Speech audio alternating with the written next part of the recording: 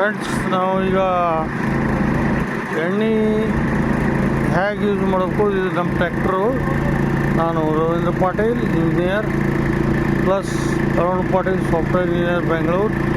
Under the guidance of him also myself staying here.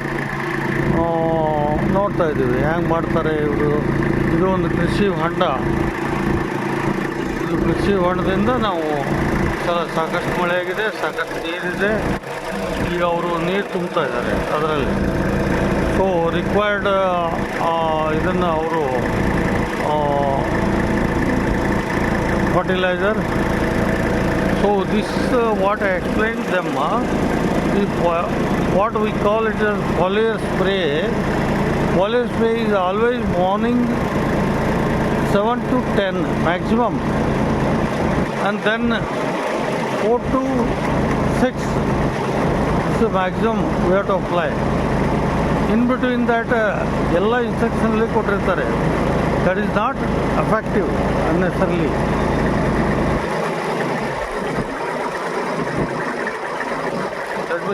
ಯಾವ್ದು ಹಾಕ್ತಾ ಇದ್ದೀಪ್ಪ ನೀನೀಗ? ಯಾವ್ದು ಹಾಕ್ತಾ ಇದ್ದಿ?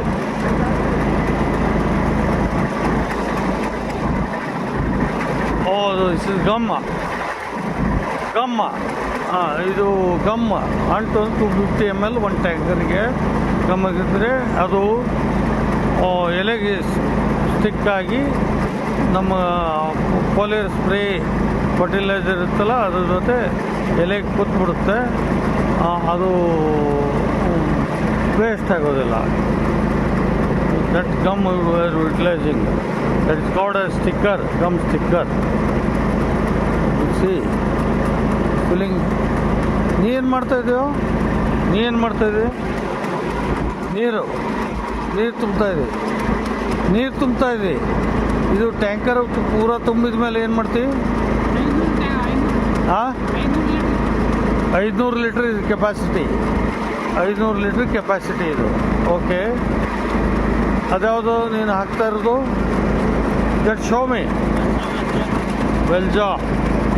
Okay, told by consultant. ಇದು ಹಾಕ್ತಾ ಇದ್ದಾರೆ. ಈಗ ಎಷ್ಟು ಹಾಕ್ತಾ ಇದ್ದೀನಿ ನೀವು? ಇದು ಒಂದೇ. ಎಷ್ಟಿದೆ ಇದು?